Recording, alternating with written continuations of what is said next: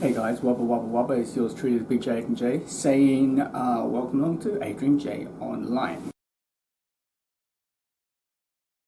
And today we're in the kitchen. I'm not doing any cooking. I got a problem with the oven, stove, range, whatever you like to call it.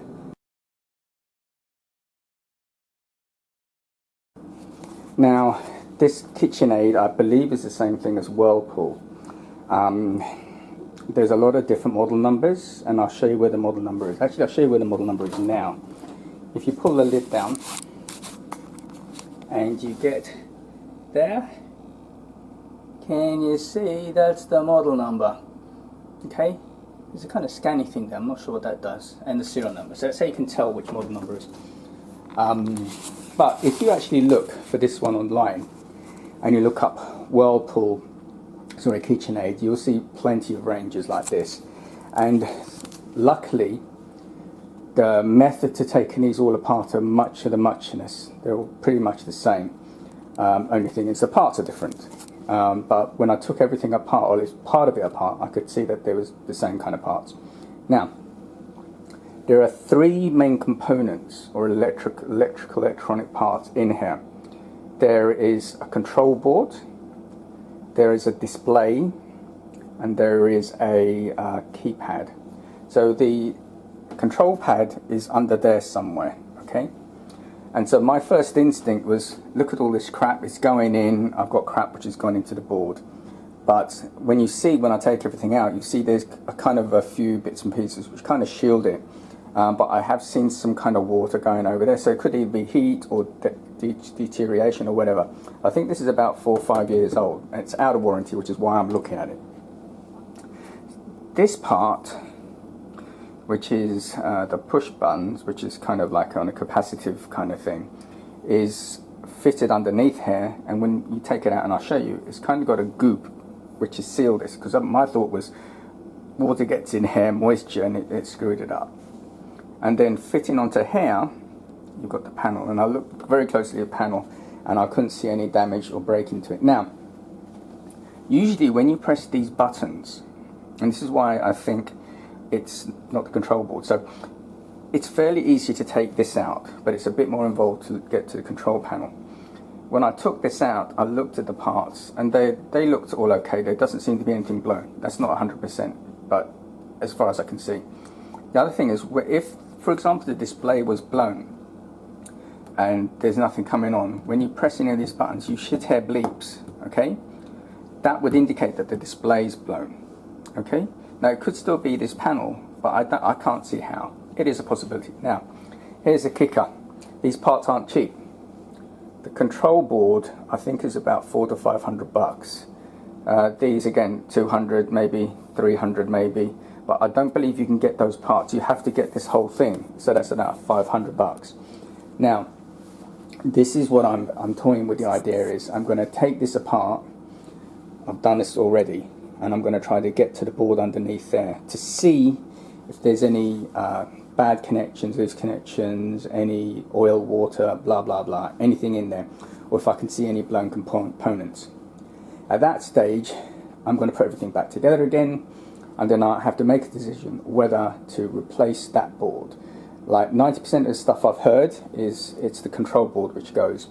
As far as I can see, there's no programming that needs to be done. They all look like discrete components. I mean, I think there's obviously some kind of a microprocessor chip, but I can't see anything else on there. I've had a look under here, and there doesn't seem to be any microprocessor chips, just like discrete components for this. So I'm a little bit lost where all that programming is going into, but as far as I can see, you just pull it out. My problem is, what I don't want to do is spend $500 changing it out myself to have to call an oven guy in, or do I check it out and then get an oven guy in? That is my concern. So a little bit of safety tips. That 3 things I need to tell you. 1, you're playing with 2 things which don't go well together: gas and electricity. Gas and electricity, when come together, they cause an explosion. Not good. From what I checked and the regulations, you can work on these things. It's not illegal, okay? But if you're not sure, and there's a lot of how-to videos on things, you're not sure, you don't want to, don't touch it. Go spend $500-600 to get some. This range is about $3,200. They're between $2,500 and $3,000. So it's expensive. So changing out $500 worth of parts, I don't know how much the bill will come to. Maybe even up to $1,000. But at the moment, this is useless. We can't use this. It doesn't work. The only thing I can do is that. So, oh right, that's what I was saying. So, the 3 things you need to make sure. 1, if you're not sure, don't touch it. Leave it alone. Second thing you need to do is make sure you've got it disconnected from the mains, because you're going to have mains in there and you don't want a spark to do anything major. Also turn it off from the gas. We've got a gas shut off there. Now, yesterday I was very careful. I took the mains off, but I didn't disconnect the gas, and I pulled this out. That's fairly simple. We're going to. What I'm going to do this time is I'm going to take this bit off with the mains disconnected. Then I have to pull this forward because there's 2 nuts at the back. I'm going to then put off the gas. I'm going to pull all this stuff out because I need space to work. Just looks like screwdrivers. You may need like a Torxy bit or a hex bit for a couple of these. It's a little bit of, as you can see where I'm working, there's not a lot of space, and I have to pull that forward, so it's a bit of a thing. So we're doing this one-hand styling. So I'm going to do each bit and show you what I've done, and we'll take it from there. So again, I don't know if this is going to fix it, but I need to get that board out to check the part number, even if I'm going to get one. Okay, so I'm going to come back to you after I've cleared this area and shown you the bolts I have to take out. So there are 3 bolts which you need to take out. They're hex, and they're S2s. Got a little bit on there, and I'm going to kind of show you where they are. So if you look under here, let's see, go under here, you see that? There's 3 bolts, one there, and one here, and I've just pulled that one out, and that's the part that comes out.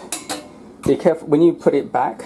Just kind of try and remember the orientation, because I was trying to put it in the wrong way and I couldn't get it to work. So if you see here, this is the underneath. These are the cables. Now we have to get, there's 2 more screws there, 1 and 2 on there.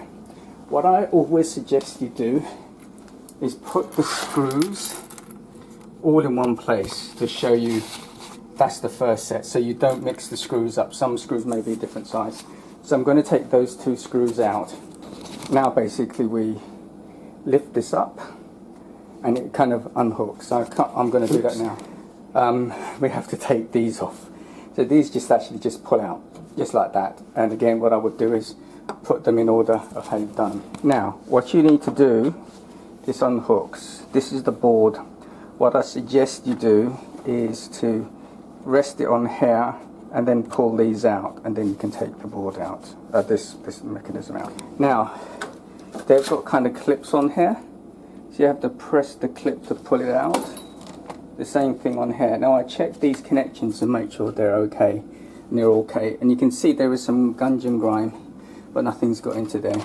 If you wanted to replace this board, you have to remove all these screws, and that's the display board, and this is the bit for the buttons. But again, there's no special. There may actually, here's something, I didn't pull this out. There may be a microprocessor under here. I mean, I took this bit out. If you take these 2 screws off, this comes off. But I didn't check to see if there's a microprocessor on the board underneath it. I mean, they may well have been. But as you can see, nothing actually got in. I mean, I cleaned it, but nothing got in. So, now as you can see, this is the board. It's actually well protected from underneath there. But if you can see here, I don't know if you can see here, there's a little bit of grease. But I don't think anything's come up there because you've got a plastic part underneath there. So this is what we have to do to fix this. We have to take this top bit out. There's 1, 2, 3 screws. These looks like the same type of screws. There's 2 screws at the back there, so that now means I have to take all this out. So I've removed those 3 screws. I'm actually going to make my life a bit easier. I'm going to work from the front to the back. So we need to take these grills off, these off, and these off. Then there's screws there which I'm going to undo, then do the back. So let's do that now.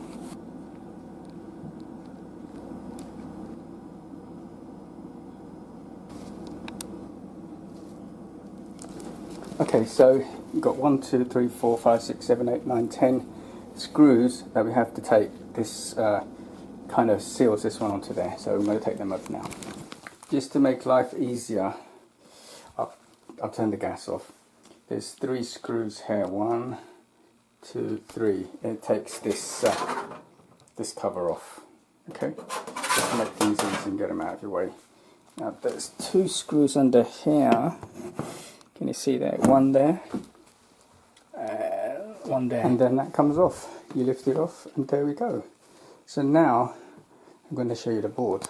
So what I'm going to do now is there's 1, 2 screws there. I don't want to take this off if I have to, but 1, 2 screws there.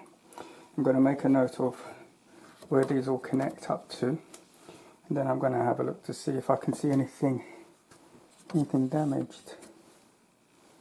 And yeah, so I'm going to take that out now and I'll show you the end result. So I made a kind of diagram on where the cables go, just in case they won't go in. Those look coded, these don't look coded, but they have kind of got this thing. So maybe these will only go in one way. I think they will. So I'm going to do those 2 screws. There's a screw, sorry, there's a screw there. And 2 screws there, I think. Maybe not. Maybe it's just held on by the 1 screw. Okay, let's take it. That slides out like that, and then we pull it out. And you have to take this out. It looks like there's some power cables here, but I think this is okay. I'm going to take this power cable off as well, just to double check. I think this is going for the sparky thing, so I think this is probably going to be it's a cable which goes here, runs along here, and it connects these 3 here. But I think that's okay. So I'm going to have a good look at the board, and then I'm going to come back to you. Okay, so let's get a good shot of this. There you go, that's the part number. And if we have a good look, there isn't any damage. That's the microprocessor. So this is the main board.